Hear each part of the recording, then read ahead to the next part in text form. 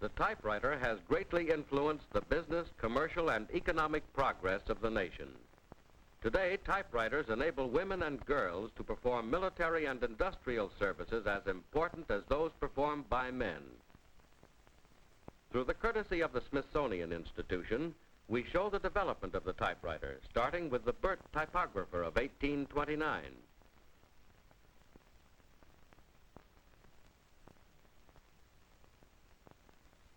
Next, the Shoals machine of 1868, the Remington of 1873. This is the Calligraph, made in 1883. Next, the Hammond typewriter, made in 1884. About 1900, the Smith Premier appeared, followed by the Blickendorfer in the same year. This is the first portable, a Corona, and this is the Bennett pocket typewriter. In addition to these standard machines now in use, modern business has created needs for special typewriters, such as wide carriage machines,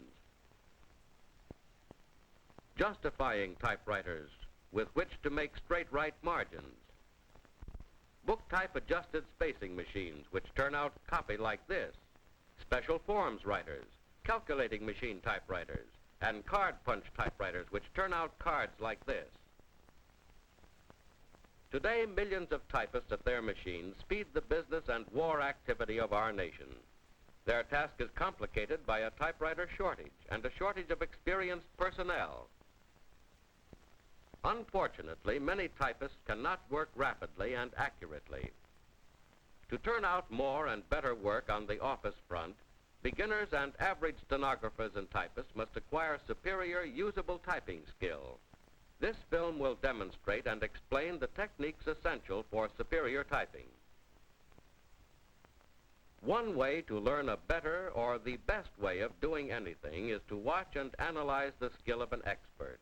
If your skills are patterned after those of an expert, you can be a superior typist. Miss Lenor Fenton, who won 11 international awards and set 8 international records in typing and machine transcription, will show us the typewriting skill which enabled her to set these records. In order to become an expert typist, it is essential to master the correct typing technique. How you type is more important than what you type. If you master the correct method of typing, your typing will continue to improve. But if you learn to type perfect copies slowly with one finger, you will continue to be a one-finger typist. If you want to become an expert typist, learn to work like one. You should know how to operate all makes of typewriters. Let's look at the various machines. This is the Remington Noiseless.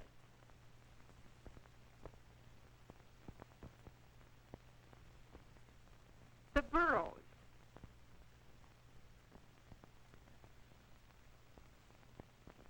The Royal.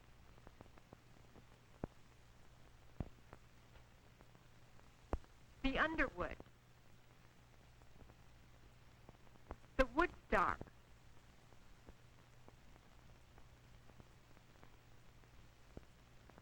The L.C. Smith.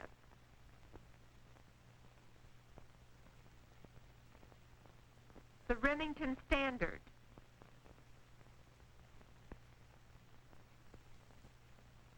The Electromatic. All of these machines are alike in many respects. Where there are differences, I will point them out on the individual machine. The first essential of proper typing technique is good posture. For good posture, your chair should have a firm back support. It should support your back comfortably.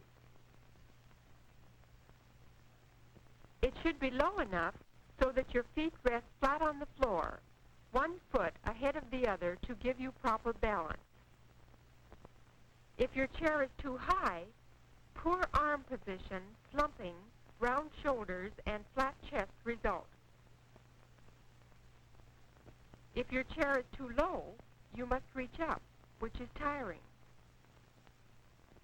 Your desk should be rigid and of a height that permits working comfort. squarely, 9 or 10 inches from your typewriter, a little to the right of the center of your machine. Let your upper arms hang freely and comfortably, neither too far forward, nor back, nor out. Relax. Don't be stiff and tense. Your elbows should be just below the level of the space bar. More typist fatigue is caused by unnecessary tension and waste motion than by anything else. Of course, this is tiring.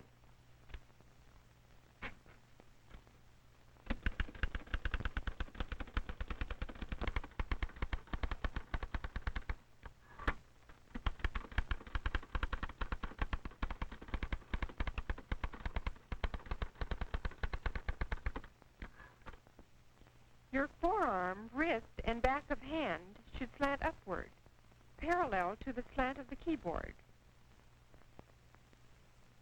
Keep your hands and fingers in a natural, easy working position. Drop your hands into your lap and relax. Look at your hands.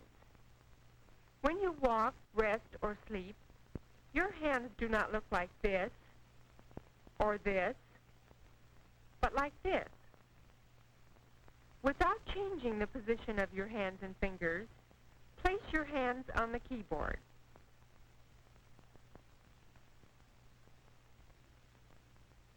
Fingertips down, wrists flat. That's your typing position, with your fingers on the second or guide row of keys. Your wrists should be comfortably down and in line with your forearm, palms close to the keyboard and frame. This position enables your fingers to reach easily over the keys and eliminates tension.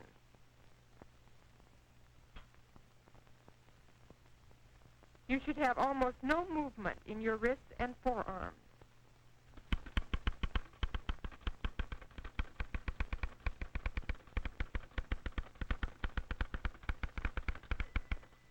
Read copy easily, without eye strain. Head erect, chin up. If you do much typing, some form of copy holder is useful. This surface keeps the copy at right angles to my line of vision. Both the top and the bottom of the copy are equally distant from my eyes. The real secret about motion is to use as little as possible. Do the necessary motions well. Eliminate the unnecessary ones. With your forearms and the back of your hands parallel to the slant of the keyboard, typing motions are confined to your fingers.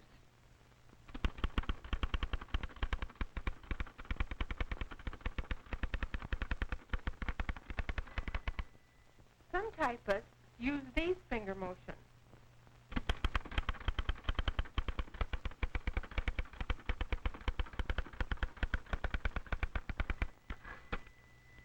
Or these.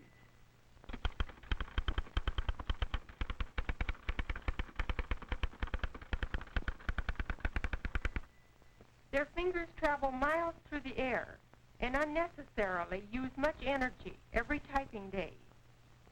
These useless motions give the impression of great speed, but in reality, they waste time, cause errors, and slow down the typist. This, of course, is the keyboard. This row of keys is called the home row. The 4 keys on the left of the home row, A, S, D, and F, are the guide keys for the left hand, while the 4 keys at the right of this row, semicolon, L, K, and J, are the guide keys for the right hand.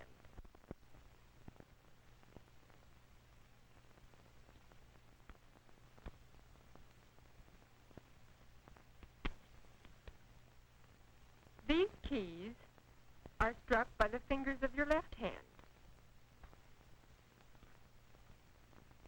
These by the fingers of your right hand.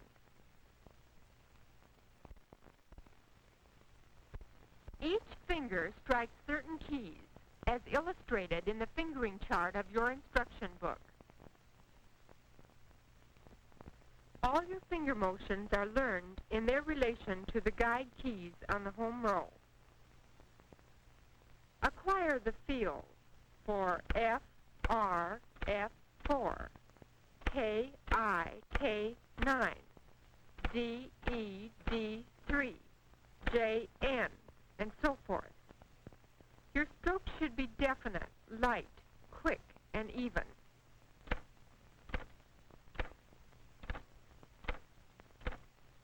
Hit the centers of the keys.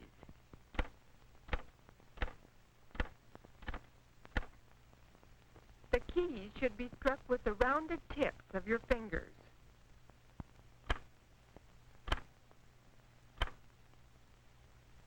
If you strike the keys with your fingernails, you are apt to have aching fingers or chipped nails. If you want to become a good typist, it will be advisable to follow a conservative nail style. Stroke the keys with your fingers curved.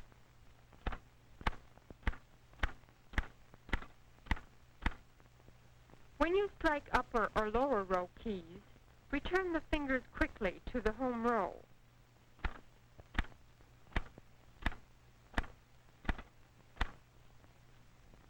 Don't let your fingers cling to a key like this.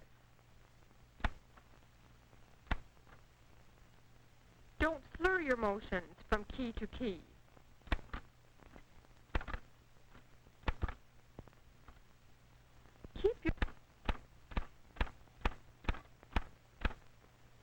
At the start, hit each key just as fast as you will when you are a good typist, but have long, even pauses between strokes. During these pauses, you think and plan the next stroke. A person who strokes keys this way will never be a good, fast typist until she changes her stroking form.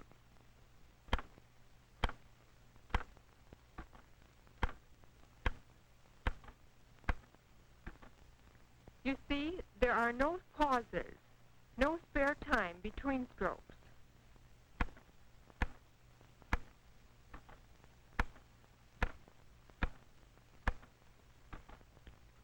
But a person who starts stroking this way has considerable spare time between strokes.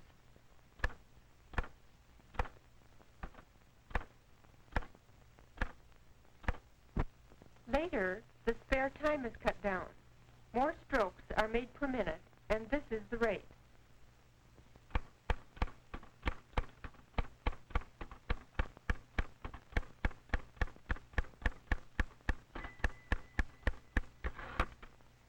Still later, it becomes this.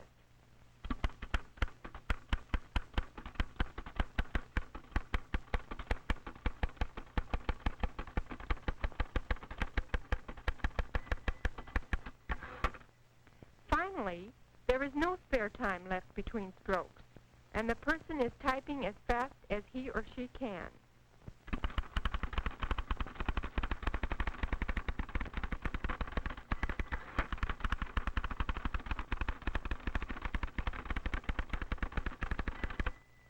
Exercises will develop your keystroking. To develop your precision and rhythm, strike the home row keys alternately, from the outside in and then out again.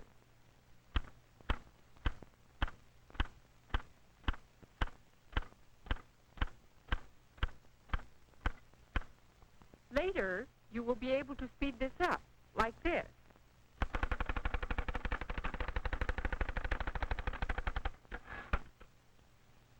To develop your finger agility and control, use 2 fingers of each hand to strike the keys on the 3 rows in an alternate figure 8 pattern.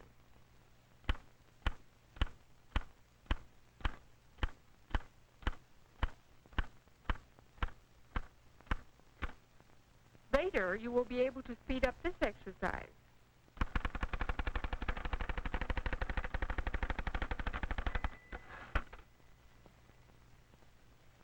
This exercise can also be done with the middle 2 fingers.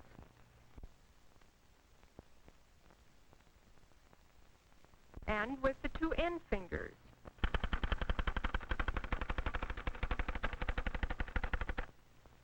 Learn to gauge your touch or stroking so as to produce copy of an even blackness. This is the mark of a good typist. Look at your typed sheet. Your copy should not look uneven like this.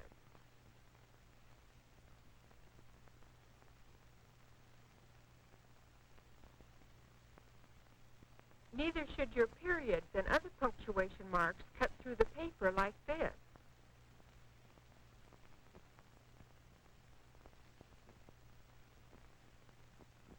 On the electromatic, the type bars are operated electrically. First, you start the motor by pushing this switch. Then strike the space bar several times to see if your motor is running. If there is no carriage movement, you'd better check the electrical connection. The motor turns this power roll.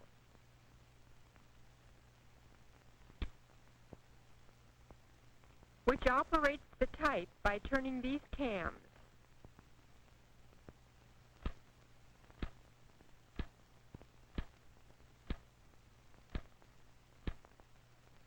All type impressions are mechanically made uniform, regardless of how hard you strike the keys. A light touch on the keys is all you need. Be sure to shut off the motor when you stop typing for any length of time. Most people do their spacebar stroking with the right thumb. Left-handed people may use their left thumb. However, do all your spacing with one thumb. Hold your thumb naturally, not here, but here, and stroke the spacebar with the lower side of your thumb.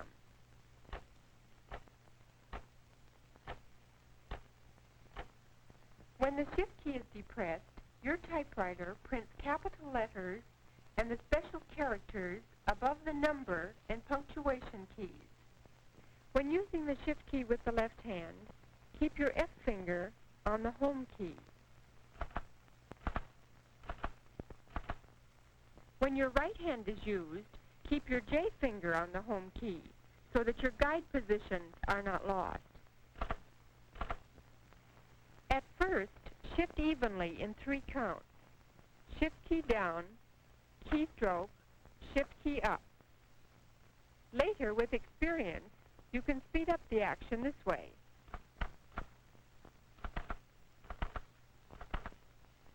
Remember to start this way.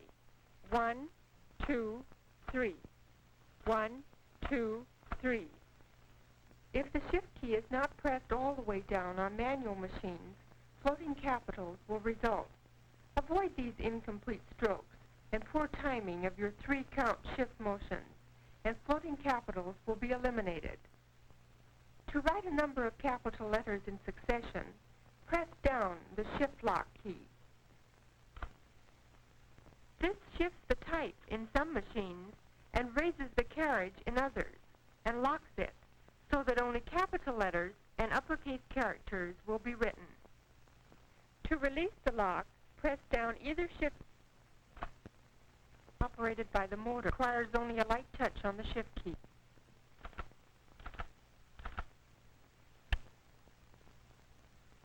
On the burros, the operation is identical.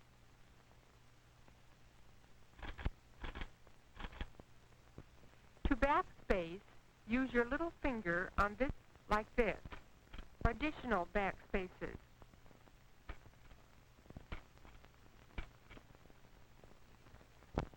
Frequent use of the backspace key for striking over lightly struck letters indicates poor stroking form and wastes time. And don't backspace to strike over incorrectly struck letters. Those are errors which you should not have made, and if made, should be erased neatly. On the electromatic, the backspace key is operated electrically and requires only a light touch. The tabulator key is operated with the little finger of your right hand. Without taking your eyes from the copy, the key is held down until the carriage reaches the set position.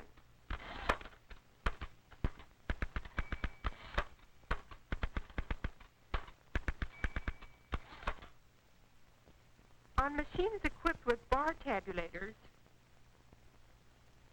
indent by stroking the tabulator bar with the first finger of your right hand.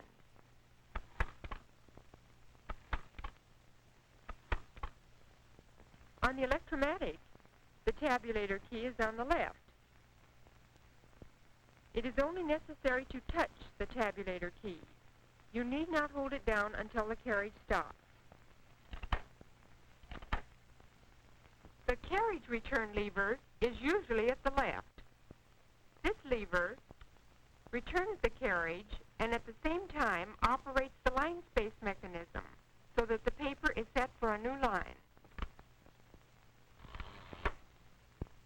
On manually operated machines, learn to return the carriage with a quick circular movement of your left hand, avoiding unnecessary effort and lost motion. Learn to judge how hard to hit the carriage return lever so that the carriage returns the whole way without banging against the margin stop. That was not hard enough. That was too hard. That was better. Your hand should drop from the lever when it is about in line with the left frame of the machine and should be back on the keys when the carriage reaches the right stop.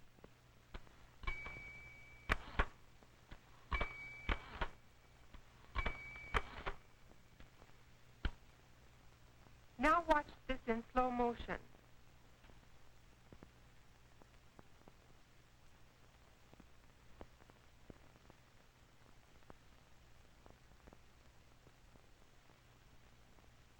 For additional line spaces, after the carriage has returned, strike the carriage return lever as often as required.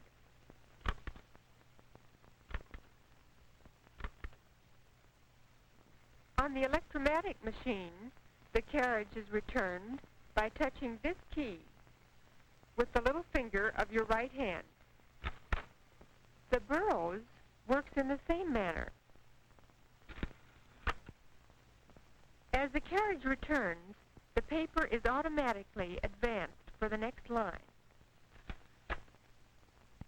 If additional line spaces are required on the burrows or the electromatic, touch the carriage return key lightly, as many times as necessary.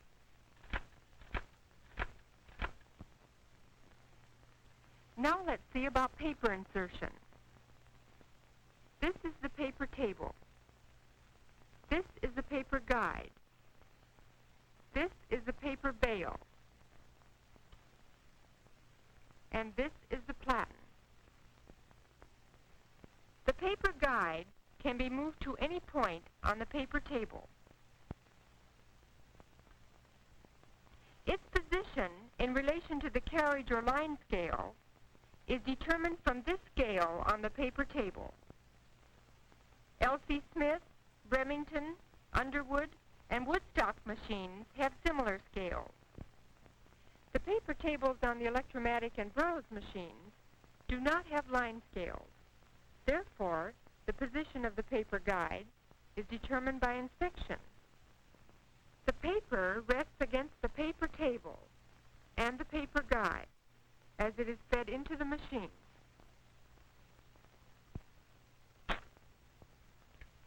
The paper bale holds the paper close to the platen. This prevents paper drumming, keeps the paper from flapping, and makes your type impression sharp and even. These rubber rolls should divide your sheet in even thirds. Otherwise, this may happen if you turn your paper back.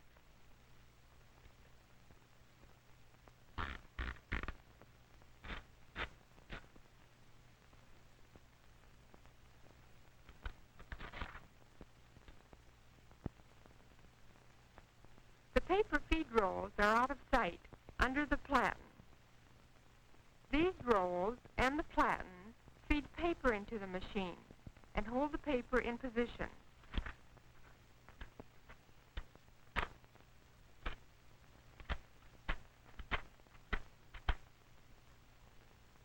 To insert paper rapidly, arrange it so it can be handled easily.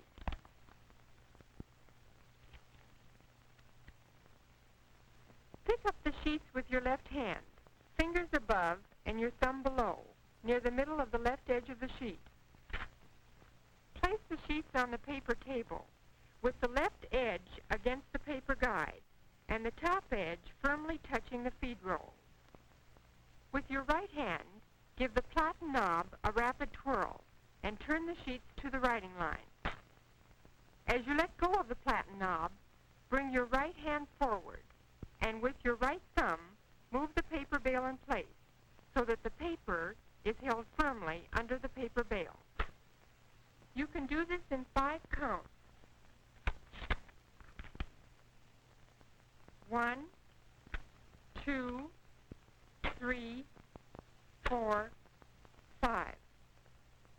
Now watch the counts and motions blend into one continuous action.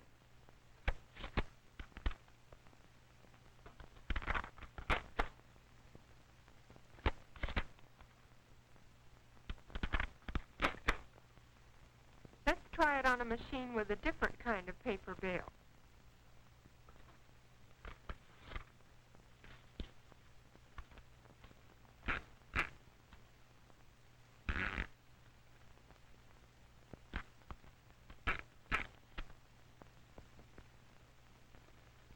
When you use a carbon pack, be sure to use smooth carbon and insert the pack squarely in the machine. If you don't, this may happen.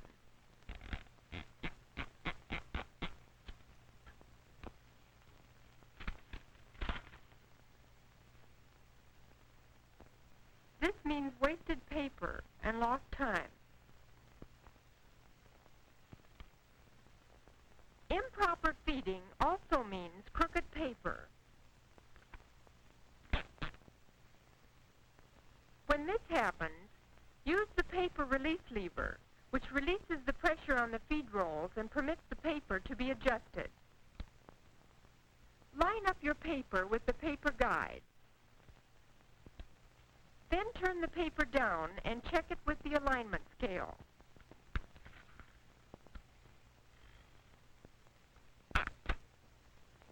The paper release lever is always back of and inside the platen knob and projects upward like this.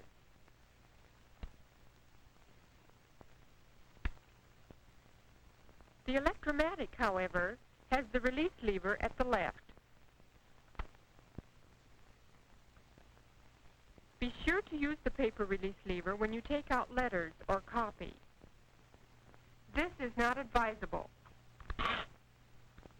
It bothers other people, wears the line space ratchet and gears, causes carbon paper smears, and rubs the paper sizing into the platen, making it glossy and causing paper slippage later. The carriage can be moved to the right or left by holding the platen knob with your fingers and pressing the carriage release lever with your thumb.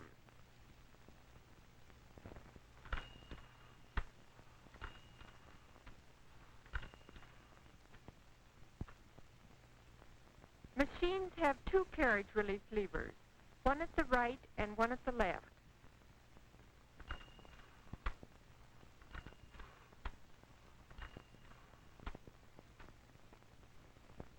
When you understand the basic technique, the next most important thing is intelligent and purposeful practice.